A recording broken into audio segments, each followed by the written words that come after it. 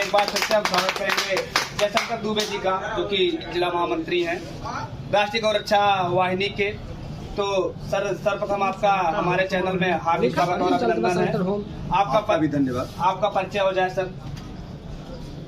सबसे पहले मैं आपका बहुत बहुत धन्यवाद प्रेषित करूंगा कि बाबा विश्वनाथ की कृपा इतनी बड़ी रही कि आप हम जैसे सनातनियों का इंटरव्यू लेने के लिए आप यहाँ पधारे। उसके लिए सबसे पहले मैं आपको धन्यवाद देना चाहूँगा। एक बार पुनः वो प्रश्न आप पूछिए जो प्रश्न आपने पूछा।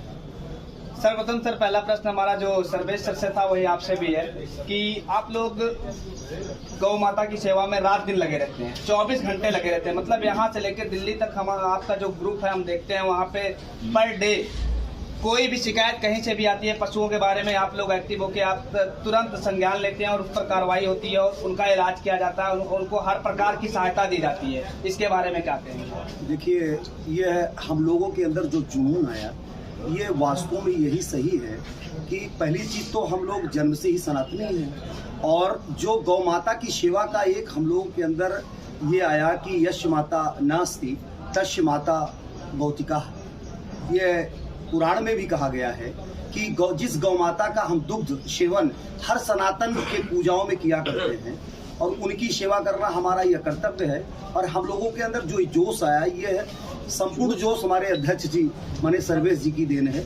और जब ये गोरखपुर में रहते थे तो इनको बहुत सारी ऐसी विधाएं गौ माता के बारे में, और जैसे अभी आपने बताया कि बाबा अवैधनाथ का भी इनका सानिध्य इनको प्राप्त होता रहा और गोरखपुर में रहने के नाते गोरक्ष धाम से भी ये जुड़े रहे और सनातन की सारी बातें गौ माता की रक्षा करना, बेजुबानों की रक्षा करना, इनके अंदर जो जोश आया वो हम जैसे लोगों और अपने साथियों के बीच में इन्होंने प्रसारित किया और हम लोगों के अंदर एक ऐसा जोश लाया कि अगर हम लोग किन्हीं कारणों से अपनी माँ की सेवा से दूर हैं तो गौ माता की अगर सेवा करते हैं तो निश्चित रूप से ये राष्ट्रीय माँ है और राष्ट्रीय माँ की सेवा करने से आत्मसंतोष मिलता है।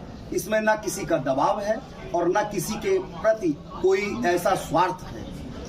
आप लोग इतना अच्छा काम कर रहे हैं तो समाज में इस काम का विरोध करने वाले भी बहुत बड़े पैमाने पे लोग हैं, तो ऐसी स्थिति से भी गुजरना पड़ा है आप लोगों को? देखिए, ऐसा है कि अच्छे काम को करने के लिए बहुत सारे विरोधी भी होते हैं, लेकिन उस विरोध को भी हम सकारात्मक तौर पे लेते हैं कि ऐसा है कि हो सकता है हमारी परीक्षाएं हो रही हो सही काम करने के लिए, और सही कार्य में जब परीक्षाएं होती है वो परीक्षाएं बहुत अच्छे अंकों से प्राप्त होती है। इसलिए हम लोग इसमें सफल अनुरत होते जा रहे हैं, हमारे साथ लोग जुड़ते जा रहे हैं और कुछ अधिकारियों का भी सहयोग हमको मिलता है। और मैं जिला अधिकारी महोदय से, हमारे अध्यक्ष जी के तत्वाधान में हम लोग मिलते रहते हैं, कप्तान साहब से मिलते रहते हैं, उनका भी बड़ा सहयोग रहता है। हमारे जनपद के जो माननीय पुलिस अधीक्षक जी हैं उनका बड़ा लगाव गौ माता से है और अभी अध्यक्ष जी हम सब लोग गए थे, मिले थे। कप्तान साहब भी गौ माता के बारे में अपने आवास पे भी गौ माता को रखे हैं, सेवा करते हैं, इसलिए मैं कप्तान साहब को भी अपने जनपद को धन्यवाद देना चाहूँगा। चलिए, बड़ी अच्छी बात है, आप गौ सेवा करते हैं, गौ माता का आशीर्वाद आप पर बना रहे। और इसी के साथ हमारा अगला प्रश्न ये है सर आपसे कि आप अवध क्षेत्र से हैं और सनातन धर्म को मानने वाले हैं। अभी अयोध्या धाम में राम मंदिर का सुंदर निर्माण हुआ है और प्राण प्रतिष्ठा 22 जनवरी को हो चुकी है, तो उसके लिए 2 शब्द। यह बहुत अच्छी बात है कि भगवान श्री राम के सानिध्य में हम लोग यहीं बगल रहे। हमारा जन्म ऐसी जगह हुआ कि जहां भगवान राम के परिक्षेत्र में हुआ, इसलिए मैं अपने आप को और अपनी टीम को सौभाग्यशाली मानता हूं कि हमारा जन्म यहाँ हुआ। भगवान श्री राम की प्राण प्रतिष्ठा ये तो होनी ही थी, भगवान राम जहाँ जन्मे थे वहाँ होना था, लोग मान भी रहे थे, लेकिन राजनीतिक ऐसे प्रतिद्वंदता रही कि भगवान राम की प्राण प्रतिष्ठा नहीं हो सक रही थी। और मोदी जी आए और माननीय योगी जी आए, जिनकी एक सकारात्मक सोच रही कि समाज को मिला दिया जाए। और आपने देखा होगा भगवान राम की प्राण प्रतिष्ठा में हमारे मुसलमान भाई भी बढ़ चढ़ के सहयोग किए हैं, गए हैं और दर्शन भी किए हैं। इसलिए मैं सभी समाज को धन्यवाद देना चाहता हूँ कि मेरे भगवान की प्राण प्रतिष्ठा हुई और बड़ा अनुभूत अपने आप को महसूस किया।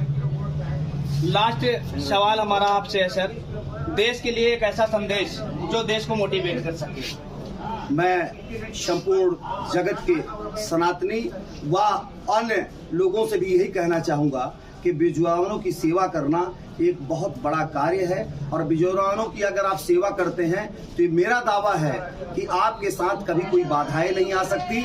आप निस्वार्थ भाव से सेवा करिए। अगर कोई बेजुबान मिलता है चोटिल तो उसकी सेवा करिए, अगर नहीं होता है तो हम लोगों के नंबरों पर आप संपर्क करिए, हम जरूर सेवा करने के लिए तत्पर रहेंगे। तो ये थे हमारे साथ राष्ट्रीय गौरक्षा वाहिनी के पदाधिकारी। तहे दिल से मैं आपको धन्यवाद देता हूं, आपने हमें समय दिया। जय हिंद, जय भारत।